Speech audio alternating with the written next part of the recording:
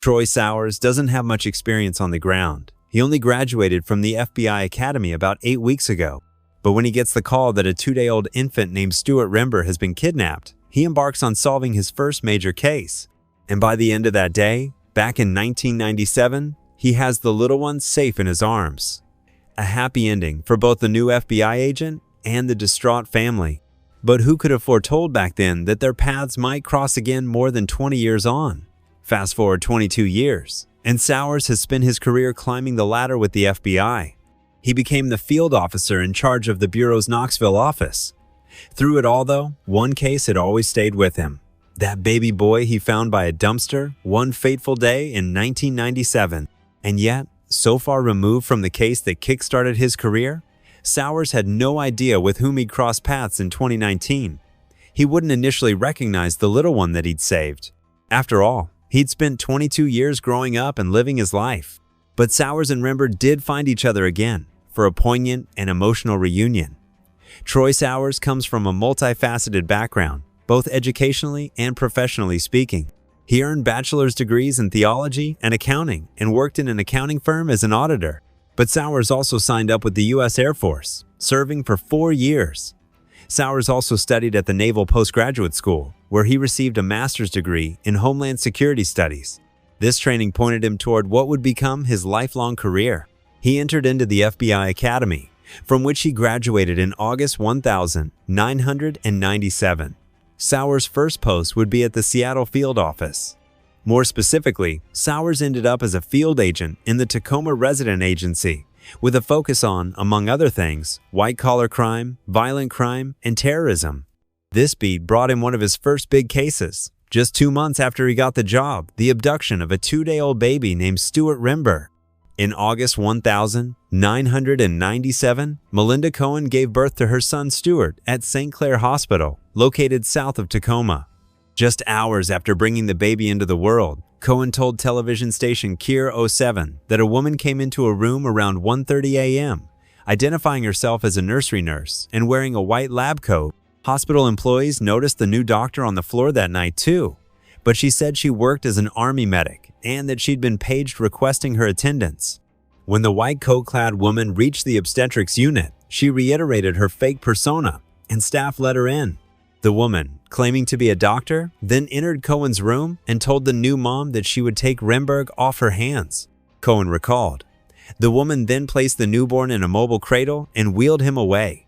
Within 90 minutes, hospital workers realized something terrible had happened. They found the empty cradle discarded by one of St. Clair's exits. Soon they'd realized that baby Rember had been the one who disappeared, and police issued an artist's impression of the mysterious doctor who appeared to have taken him. The next day, a nearby shop worker stopped a woman who had come into the store with an infant as well as 2 girls. He suspected her of stealing, but he had to let her go because he couldn't prove it. Later on, another staffer realized that the suspected thief might have already taken something infinitely more precious the day before. The employee had seen the police sketch of Rember's kidnapper and realized that she'd come into the shop with the baby in tow. He knew it was the wanted woman from a very particular facial feature. He later said, "She smiled at me, and I recognized the jagged teeth." Luckily, after the alleged shoplifting incident, the employee who temporarily detained the woman had recorded what her vehicle looked like. He shared the news with the authorities, and within hours, they spotted the car and the suspected kidnapper.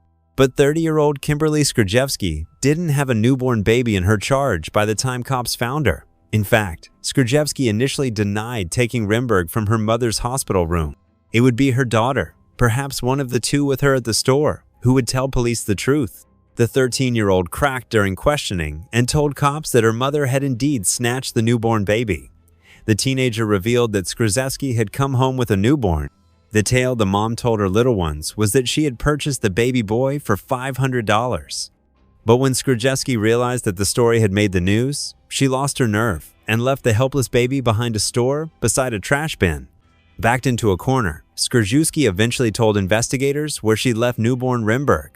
The tiny baby had been left in a cardboard box, ditched next to the waste receptacle. Skrzyjewski also revealed the reason why she'd taken the 2-day-old boy in the first place.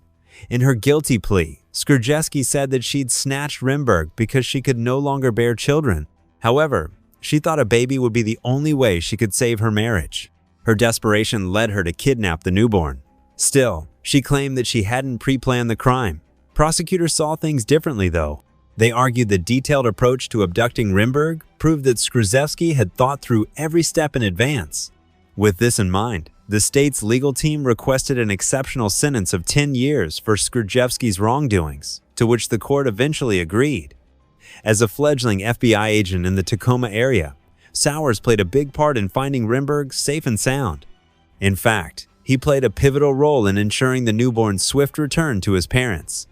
Firstly, he'd helped convince Skrzyzewski to tell authorities where she'd left the defenseless baby. Still, Sowers recalled in 2019 that learning Rimberg's location hadn't fully eased his mind. He worried that the newborn wouldn't be alive when they reached him.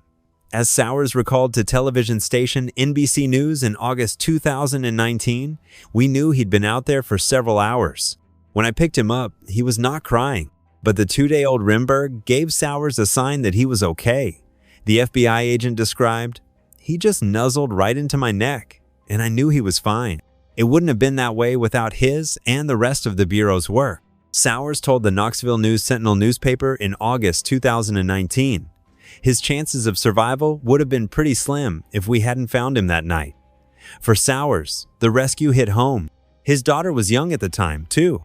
He told Armed Forces News website military.com in August 2019, "This is what I came to the FBI for, to do good things like this. We'd found him.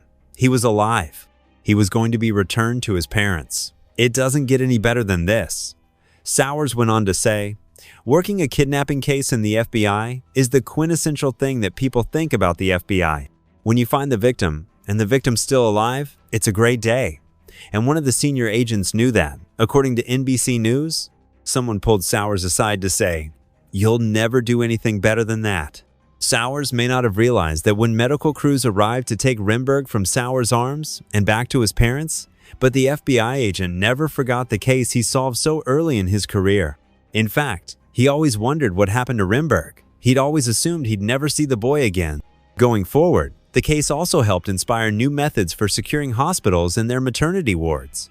Rimberg told Kier 07, "From what I've told my parents, they did develop a new type of bracelet that newborn babies wear that alerts hospital staff when a baby's been removed. And thanks to Sowers, Rimberg had the chance to grow up and live a fruitful life." Despite his dramatic start to life, afterwards Rimberg didn't dedicate much time to thinking about his kidnapping.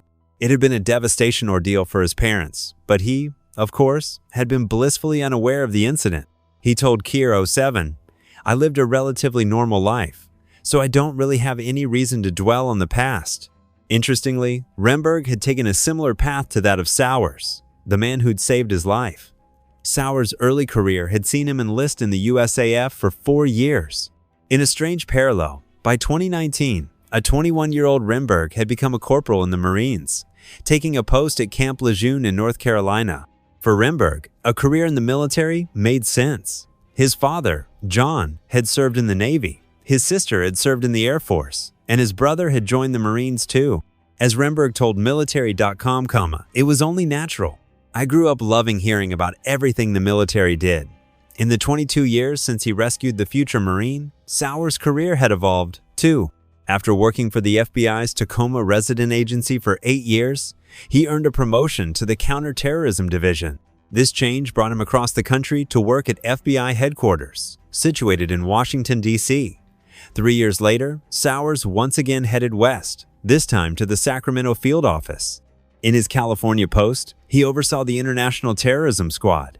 Then he ascended to the role of Assistant Special Agent, taking charge of intelligence program. And in 2018, Sowers took the helm of the Knoxville field office, where he ended his career as the special agent in charge. Through it all, though, Sowers always remembered Rimberg and the kidnapping case at the start of his career. His colleagues got wind of the story when Sowers mentioned it in a work meeting. He told military.com, "In one of my final supervisor's meetings, I commented that I felt like I've had a pretty solid career. In the first couple of months, I pulled a baby out of a box." With that, Sowers' co-workers, FBI agents, got to work in finding the person who he had saved in 1997. It didn't take long to locate Rimberg through Facebook, and the agents decided to include his tale in Sowers' retirement party. The veteran agent told NBC News, "I really didn't see it coming." In fact, according to the FBI's website, Sowers had only anticipated a retirement celebration over donuts and coffee. But as it turned out, his colleagues had called up Remberg and asked him to come to the party too, a request that had surprised the young corporal, to say the least. Remberg told Knox News, "I was concerned. Why is the FBI talking to me?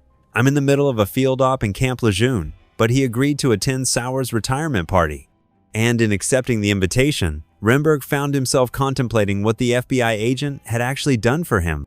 As Remberg told NBC News in August 2019, he owed Sowers a big debt of gratitude. He said, "It's crazy to think that without his efforts, I wouldn't even be here today. I wouldn't be a Marine. My family wouldn't be the same. I'm just super excited and honored to meet this man today." So, Remberg waited in the wings as the retirement party for Sowers began. Inside, someone told the story of how a then-new FBI agent had discovered the kidnapped newborn before an updated photo of Remberg appeared on the screen. The image helped Sowers realize what was actually happening. Sowers told military.com, "I had a few seconds to tell myself, did they actually bring him here in person?" With that, Remberg walked into the party, and the room broke out into applause.